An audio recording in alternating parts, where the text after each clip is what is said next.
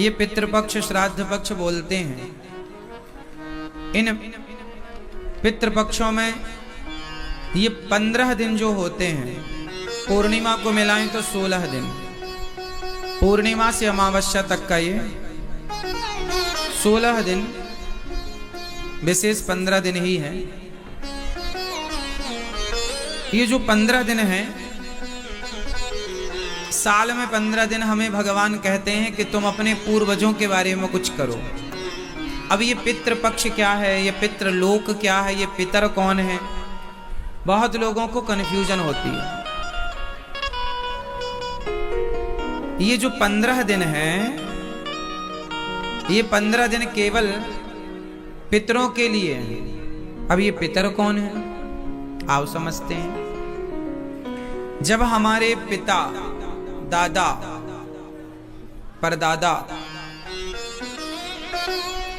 जब आपके घर में किसी की मृत्यु होती है, ऐसा समझो, तो यदि उस व्यक्ति ने पुण्य किया है, जिसकी मृत्यु हुई है, यदि उसने पूरा पुण्य किया है तो उसका तो हो जाता है मोक्ष। यदि वो मोक्ष का अधिकारी है तो मोक्ष हो गया। स्वर्ग का अधिकारी है, ज्यादा पुण्यात्मा है तो स्वर्ग चला गया, स्वर्ग चला गया या मोक्ष हो गया, जन्म मृत्यु से खत्म, छुट्टी। परंतु कुछ लोग ऐसे होते हैं जिन्होंने बहुत अच्छे पुण्य नहीं किए होते, या तो उतने पुण्य नहीं किए होते जितने से मोक्ष और मुक्ति मिल जाए। तो जब वो लोग मरते हैं तो यमराज जी हिसाब करते समय कहते हैं कि आपके पुण्य तो हैं, पर उतने पुण्य नहीं कि आपको स्वर्ग मिल जाए या मोक्ष हो जाए। तो वो जीवात्मा बोलता है कि हे यमराज, अब मैं क्या करूं? तो बोले आप तब तक पितृलोक में जाओ। पितृलोक जैसे स्वर्ग लोक है, ब्रह्म लोक है, सत्य लोक है, ऐसे ही पितृलोक है। ऐसे ही कौन सा लोक है? पितृलोक में आपके उस सज्जन को जो अभी यहां से मृत हुए हैं, उनको भेज दिया जाता है, जाओ पितृलोक जाओ। अब वो पितृलोक चले जाते हैं, वहां क्या करते हैं?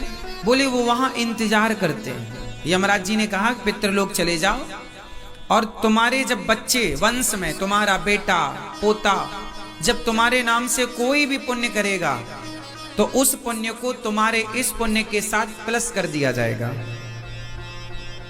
माना कि किसी को पास होने में 2 नंबर कम रहे हैं, तो यहां मास्टर जी ग्रेस लगा देते हैं अपनी तरफ से, कृपांक जिसे कहते हैं, पर वहां ग्रेस लगता नहीं है, वहां नंबर कम है आपके, तो वेटिंग, आप पितृलोक में जाइए, वहां सब व्यवस्थाएं हैं।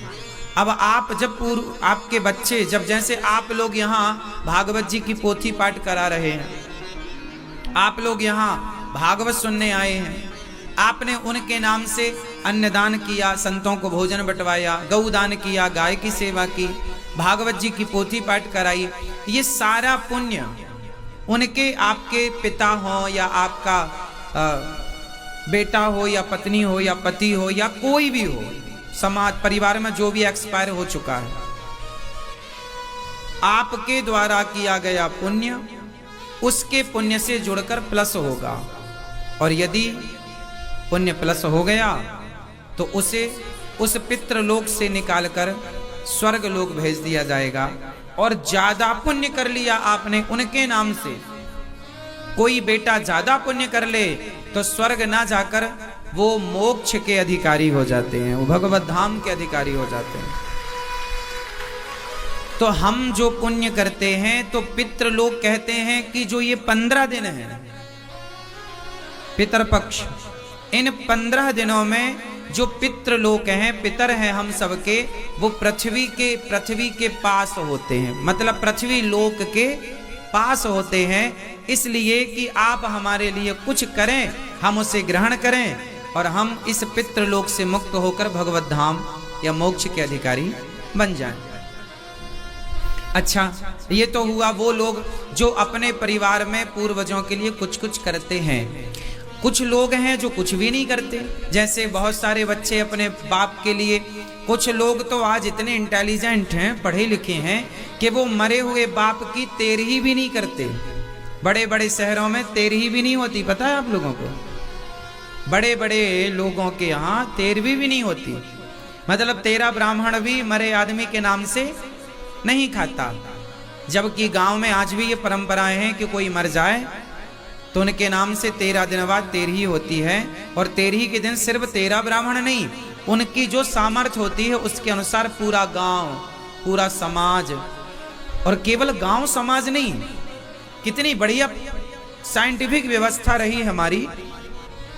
देखिए पहले के जमाने में ना गांव में आज भी ये परंपरा है कि सबको जमीन पर बिठाकर पत्तल परोस करके और पत्तल दौना में पूड़ी सब्जी खीर जो इमरती जो भी आपकी श्रद्धा बनाकर देते हैं।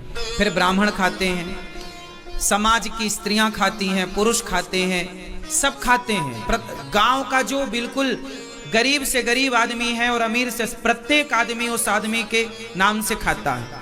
हमारे गांव में ऐसी